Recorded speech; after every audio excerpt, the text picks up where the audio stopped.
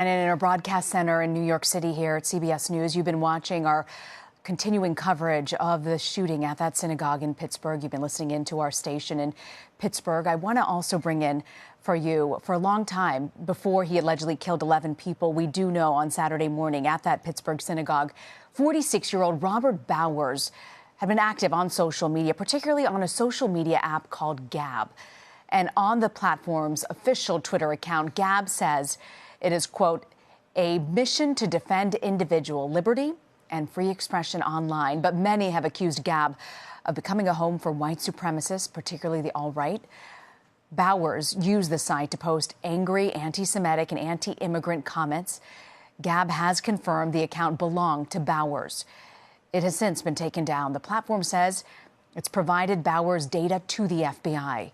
Our Dan Patterson, CNET senior producer and CBS and contributor here, joins me now by phone. So, Dan, give us a sense. You've been talking to me all this week about this. It's been on your radar. For viewers who don't know exactly what this app is, Gab, what can you tell us about it? Rena, Gab is a crowd-funded social media site that launched in 2016, hosted on Microsoft's Azure cloud platform and Cloudflare that, much like Facebook or Twitter, allows users to post short status updates. The difference is that while flying the flag of free speech, many of the site's users repeat much of the same angry rhetoric often associated with the alt-right. A number of those users are also those who are banned from mainstream social media platforms for hate speech. So what kind of influence does this app have? Yeah, so the site has about 500,000 registered users. And when we think about the scale of Facebook or Twitter, that doesn't seem massive, but the influence outscales the volume of users. In a verse, chorus, call and response type of way, we see much of the same divisive language used by the president reflected on the site and vice versa.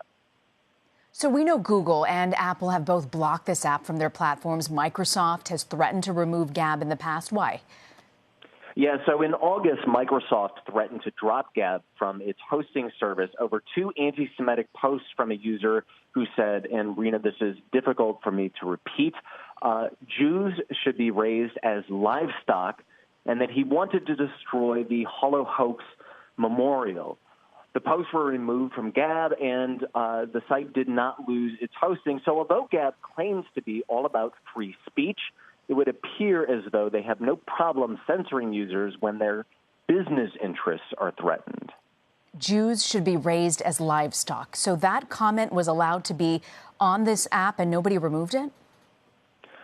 Comments like this are incredibly easy to find on Gab. Look, if you go to Facebook or Twitter, Instagram, Google, YouTube, any of these sites, the mainstream leader or the leadership of these mainstream social media sites take these ideas very seriously. And many of these posts are difficult to find on mainstream social media sites. On Gab, it is incredibly easy to simply go to the site, type in a divisive phrase into the search bar, and find a stream of angry rhetoric. In fact, it is very difficult to find anything that is not hateful or find expressions of anger.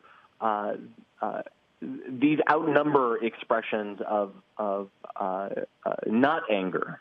So Gab calls itself alt-tech, social media platform. That's their spin on this. On Twitter, Gab has defended itself repeatedly in the wake of Saturday's shooting. Its founder, Andrew Torba, has said that, and I'm quoting here, he's sick and tired of the double standards for acceptable speech and for protected classes.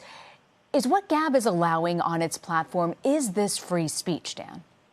Well, it's kind of wrapping the moniker of free speech around hate speech. And look, expressions of anti-Semitism, racism, sexism, homophobia, these are not, air quote, free speech. In fact, these are expressions of bigotry and very clearly anti-American. These are indisputably the ideas of repression, the opposite of free speech. These ideas repress and are designed to shut down truly American ideas like the freedom to worship and celebrate your religion without the threat or actual violence. So Gab claims that it disavows political violence and says that words are not bullets. Can the company reconcile that with the speech that's being distributed on this platform? Well, we've all heard the cliche, you cannot yell fire in a crowded room, and there's a lot of precedent to back that up. Amplifying hateful rhetoric under the banner of free speech does not relieve you of the responsibility or the liability that comes from distributing this type of content at mass scale. Although Gab says they're now working with the FBI, and they posted a Medium post saying we have zero tolerance for this, that came at a very convenient time.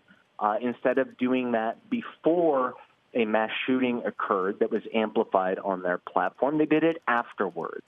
And unlike the leadership in mainstream social media platforms like Facebook and Twitter, before Saturday's horrific events, Gab's founder, Andrew Torba, seemed unwilling or unable to take substantive action to tamp down on hate speech. So all of this comes after the fact, after lives have been lost, and after the platform, after the company has amplified hateful rhetoric. Dan Patterson, I want to thank you so much. I know you've been tracking this, especially with the mail bombings as well, and the rhetoric on this particular app. I appreciate you joining us to break this all down. Good to be here.